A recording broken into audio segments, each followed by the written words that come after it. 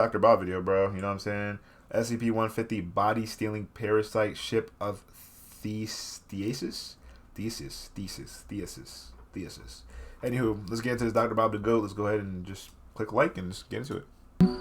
He looks down at his hand. Something definitely bit him. He can see the red welt already forming. He looks around for the... Damn, SCP-049 waste taking. Like, you ain't waste no time. As soon as you seen the content follow. Oh, I can't wait, guys. Bro, like, relax, yo. Yo, relax, bro. Alright, but let me pay attention. A man wakes up with a start. Did something just bite him? He looks down at his hand. Something definitely bit him. He can see the red welt already forming. No, I don't do that. He looks around for the culprit, but can't find it anywhere. I don't run it. He really hopes he doesn't have bed bugs. No, sir, I don't run it, bro. That's Stop. the last thing he needs right now. He'll have to keep his eyes open for potential pests.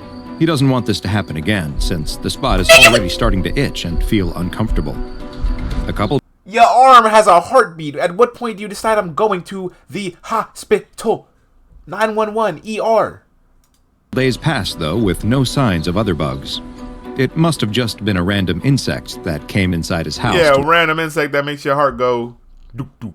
To escape the winter cold. Dook dook. Like, come on, bro. What do you... The spot on his hand felt a little rough for a day or two, but now he's pretty much forgotten all about it. Nigga built like... He built like boy for 21 Jump Street.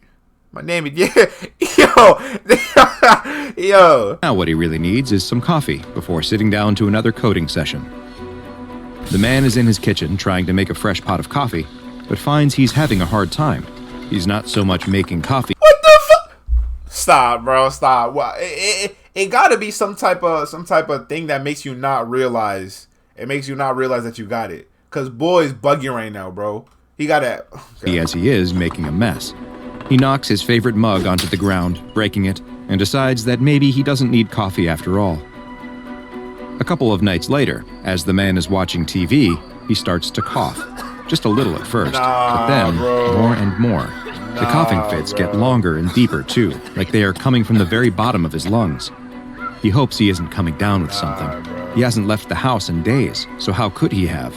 Can bugs transfer colds? Like I said, it's one of those things. It's one of those things where they don't realize it. Like, a part of the symptoms of the SCP and its anomalous properties is that you don't understand what's happening to you. He'll have to look it up later. For now, he needs to do something. Yo, X though, bro. At that point, bro, I'm going to the hospital because I'm already coughing all dumb. Even if I don't see the things on my body, bro, no sir. Thing about this cough, he won't be able to sleep if it keeps up. He needs to go get some medicine. The man gets bundled up and heads out. It's lightly snowing as he walks to the pharmacy, and he can't help but admire the way the moon hangs in the sky, a beautiful beacon of light on this dark winter evening. Inside the pharmacy, he finds the cold medicine section and picks out a cough suppressant. He takes it to the counter and decides to get a few candy bars, too. He's developed a real sweet tooth these last few days. The man starts to cough again. See, and one of his hands is in his pockets. So he has to know something is up. He has to know something is up because his hands is in his pockets, right? There's no way he don't know that he got an insect arm. Because why else would your hand just be in your pocket, bro? You don't just cough with your hand in your pocket. Again, it's a good thing he's getting this medicine. Several more days pass, and the man isn't feeling any better. This cough just won't go away. He decides it's finally time to go see a doctor.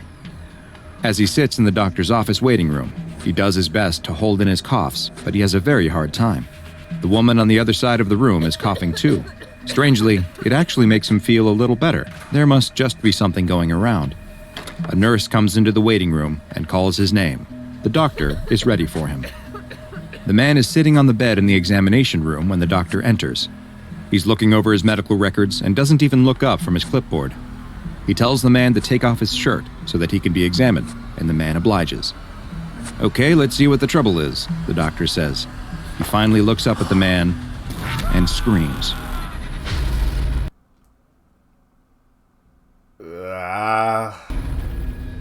It didn't take long for the SCP Foundation to hear the reports of people's limbs metamorphosing into insectoid appendages, and they knew immediately what they were dealing with. This was another outbreak of the parasitic, limb-transforming insect known as SCP-150. SCP-150 is an obligate parasite, meaning that it requires a host for the completion of its reproductive life cycle. It bears a visual appearance similar to that of Cymothua exigua, another parasite. You said Nemo? That eats the tongue of a particular type of fish before replacing the tongue with its own body. SCP-150 engages in similar... Nah, I can't do bugs, bro. I can't. Nah. This one is, this shit, this one might get it. I ain't gonna cap, bro.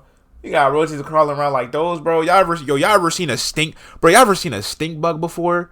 And then you try to kill it and it started flying? No, nah, bro. No, bro. Oh, my... behavior, though it appears to exclusively affect humans. When a human comes in contact with a small bug-like organism, it will embed itself under its new host's skin. Next, over the course of roughly 7 days, a jumping spider will burrow deep into the host's flesh and begin. I ain't gonna cap. Look, let me tell you the type of nigga I am. Let me tell you how crazy I am, bro. I ain't gonna cap. Let me tell you like these, bro. I'm gonna tell you like these. If I feel something crawl into my skin, I'm pulling my sleeve up and I'm doing two things. I'm either stabbing open my arm or I'm tying a rope around my arm and going straight to the doctors. Ain't no way I'm gonna just, oh my God, something's in my arm. What you talking about, bro? No, sir. I'm not, bro, because of shit like this, bro, I'm mad paranoid, mad superstitious. No, sir. No, sir. Cause numerous physiological changes to them. First, and most prominently, SCP-150 will be... Yo, them Florida cockroaches. Different, nigga. Oh, my... Bro, let me tell you something. Not only are Florida cockroaches... No, let me change my screen real quick. Yo, not only are Florida cockroaches like... And for real, them niggas like these. This is my AirPod case. Them niggas like these. They like these. They like this. But them niggas be flying. Oh. Quick little story time. Quick little mini story time. Bro, I remember there was one time, right? I had a little McDonald's iced tea cup. This is back when I used to live in Florida, right? I had a little iced tea cup, little mini iced tea, McDonald's, $1, whatever, right? Drinking out of it, and I left it there. I didn't finish it that night. And for some reason, I think I was like trying to chew on the ice or something. That was back. I don't do that no more, but I used to chew on ice. That's some Floridian, But like, yeah, I had the lid half open, you know what I'm saying? Because I was chewing the ice. I woke up the next morning. Nigga, I look in the cup. It's a little fucker crawling around in that shit. I said, oh! Bro, I took the cup, closed the lid, went to the bathroom, and I poured it into the toilet. hoping that the cockroach was going down into it. The nigga crawled out because, obviously, like, the fucking, the drink wet it. Nigga, it crawled up around outside the cup onto my thumb. A wet cockroach touched my Nigga, I started losing. Bro, I started losing it, bro. I flicked it away. That shit said, bruh. After that, I can't do cockroach. Nah, I can't. After that, I can't do them. I can't do it, no, sir. Even worse.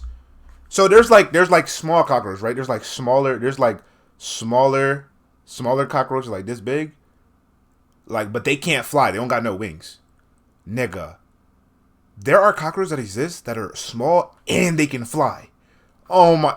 Yo, imagine if your house is infested with small cockroaches that can fly. Oh my God, no. Oh my God, no.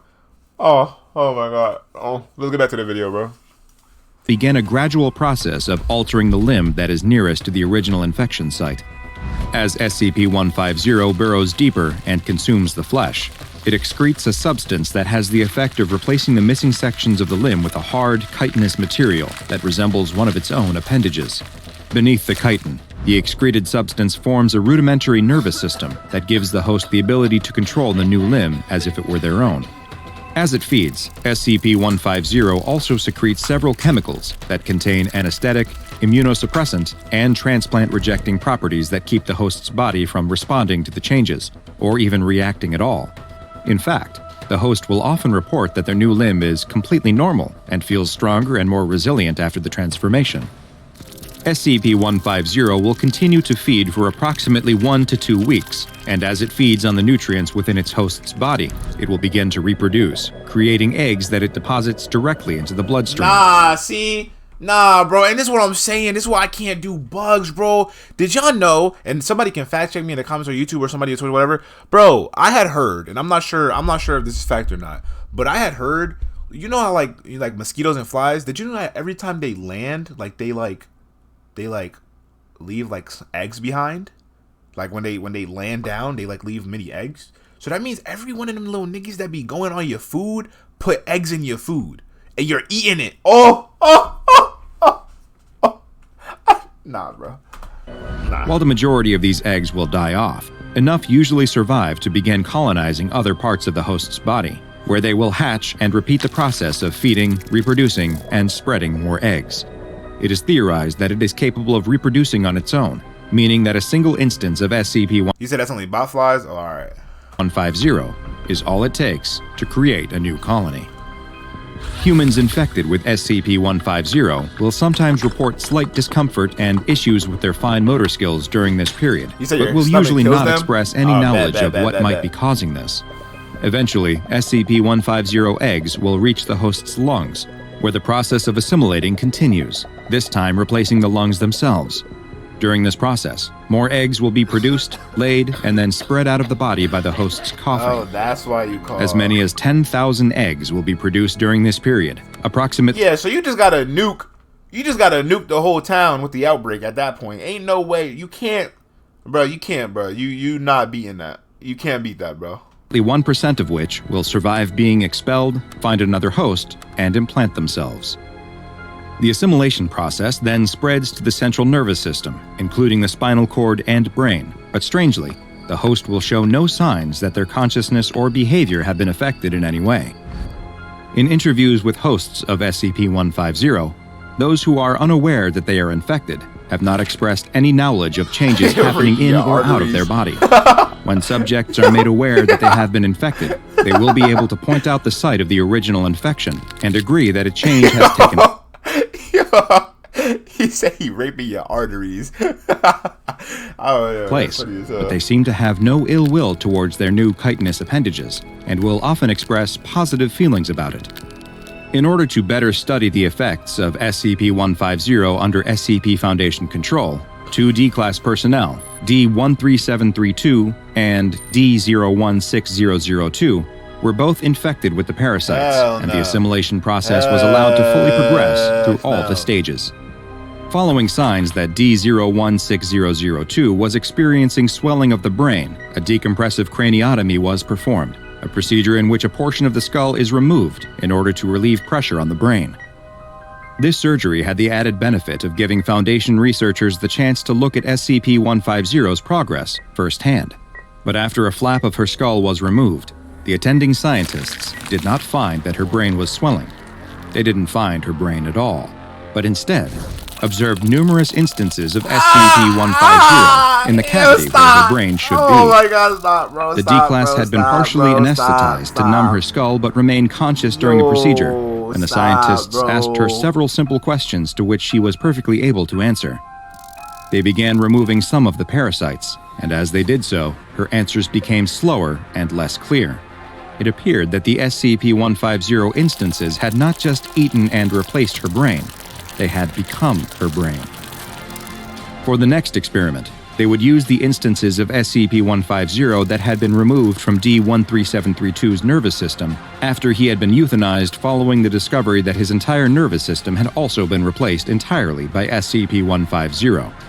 The parasites taken from his brain cavity were placed into D-016002's, and the results were nothing short of incredible. After observing a period of time where the organisms appeared to move and rearrange themselves within her skull, she regained consciousness. Once awake, not only did her cognitive functions immediately improve, when she was asked to state her name, she told them it was Michael, D-13732's name.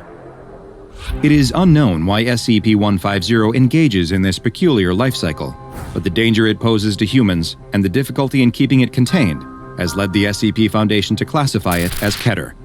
Some of the more erudite researchers have taken to calling the parasite the ship of Theseus, a play on the philosophical notion that questions whether something that has had all of its parts replaced is still fundamentally the same, or if it has become something new.